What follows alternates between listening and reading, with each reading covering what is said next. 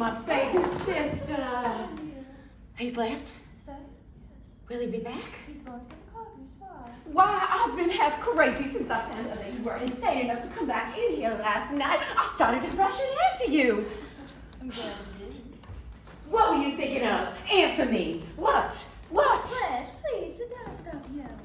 All right, I will repeat the question quietly. How could you have come back in this place last night? Why, you must have slept with him.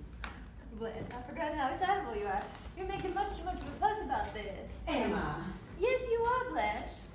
I know how it must have seemed, and I'm awful sorry it had to happen that way, but it wasn't anything as serious as you seem to take it. In the first place, when men are drinking or playing, anything can happen. It's always a powder keg. He didn't know what he was doing. He was as good as a lamb when he came home, and he's really very, very ashamed of himself. And that makes it all right. No, it isn't right for anybody to make such a terrible row, but people do sometimes. Stan has always smashed things. Why, on our wedding night, as soon as we came in here, he snatched off one of my slippers and rushed about the place, smashing all the light bulbs with it. He did what? He smashed all the light bulbs with the heel of my slipper. And you let him? Didn't run? Didn't scream? I was sort of burned by it. You said you had breakfast? Do you suppose I wanted any breakfast? There's some coffee on the stove. You're so matter-of-fact about it, Stella. Whatever can I be? He's taken the radio to get it fixed. It didn't land on the pavement, so only one tube was smashed. And you're standing there smiling. What would you like me to do? Pull yourself together and face the facts. And what are they, in your opinion? You're married to a madman, in my opinion. No. Yes, you are. Your fix is worse than mine, only you're not being sensible about it.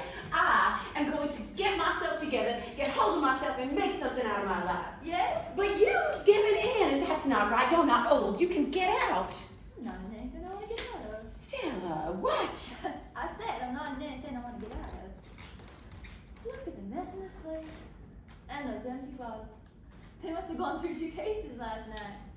He promised he wasn't going to have any more of the poker parties, but you know how long such a promise is going to keep. Oh well, it's his pleasure, I guess. Mine, booze, and bridge.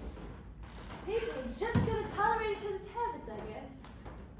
I don't understand you. I don't understand your indifference. Is this a Chinese philosophy you've cultivated?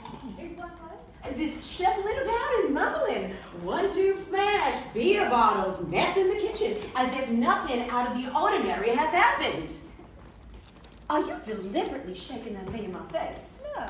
Stop it. Put the broom down. I won't have you cleaning up after him. Who's going to do it about you? I didn't think so. Oh, I've got to think. If only my mind would function. We've got to get a hold of some money. Money's the way out of this. I guess the money is always nice to get a hold of. Listen, I've got an idea of some kind. You remember Shep Huntley? Oh, of course you remember Shep Huntley. I went out with him in college. I was pinned for a while. Well, I ran into him last winter. You know I went to Miami for the Christmas holidays. No. Well, I did. I took the trip as an investment, thinking I'd meet a man worth $1 million. Did you? Yes, I did. I ran into Shep Huntley. I ran into Shep Huntley on Biscayne Boulevard on Christmas at dawn, getting into his car, Cadillac convertible. Must have been a mile long. I should think that'll be inconvenient traffic. You've heard of oil wells?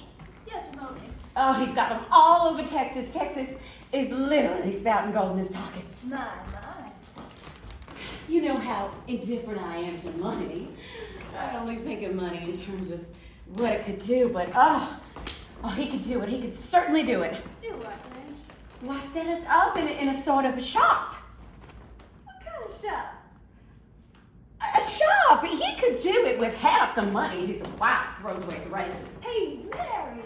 Honey, would I be here if the man weren't married? I've got to get a hold of Western Union. Operator, Western Union. That's dial, honey. I can't dial. I'm too... Just dial up. Give me a pencil. I gotta write this down. The message I need. Where's the piece of paper?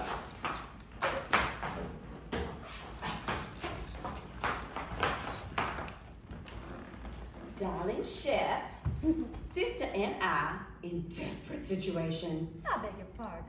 Sister and I in desperate situation. We'll explain details later. Would you be interested in? Would you be interested in? Nearly anywhere with direct appeals. Don't be ridiculous, darling. No, I'll think of something. I've got to think of something. Stella, please don't laugh at me. Would you look at my purse? Look at the contents of my purse. 65 measly cents in coin of the realm. Stanley doesn't give me a monthly allowance, but this morning he gave me $10 to sweep things over. You can try to look much. Oh, no, Stella. I know how it helps you relax. Just have a little conversation. No, thank you. I'll take to the streets. Constance, how'd you get so low on funds? Oh, money just goes. Just goes places. Oh, sometime today I've got to get a hold of a bromo. I'll fix you one minute. Not yet. I'm still thinking. I wish you'd just let things go, at least for a while. Stella, I can't live with him. You can. He's your husband. But how can I live with him after last night with just those curtains between us? Blanche, you saw him at his worst last night. On the contrary, I saw him at his best. What such a man has to offer is animal force, and he gave a wonderful exhibition of that. But to live with such a man, you've got to sleep with him. And that's your job, not mine. After you rest your all, you'll see, it's gonna work out. No, I've got to keep thinking. I've got a plan to get us both out.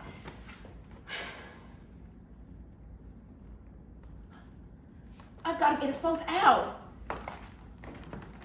You take for granted that I'm in something I want to get out of. I take for granted that you have sufficient memory of Belle Rev to know that this place and those poker players are impossible to live with. Well, you're taking entirely too much for granted. I can't believe you're in earnest. No? No, I understand how it happened. You saw him in his uniform, an officer, not here, but... I don't think it'd make a difference where I saw him. Oh, don't tell me it was one of those mysterious electric things between people. I'll laugh in your face if you do. Then I won't say anything more at all about it. All right, then don't.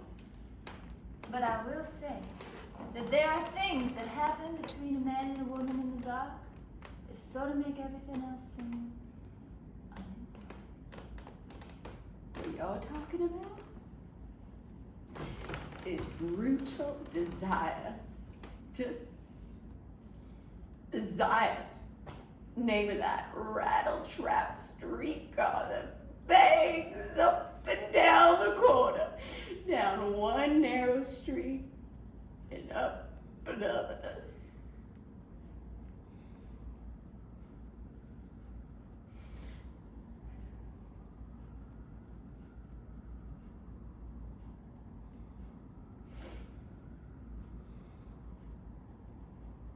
See, whoa. Yeah.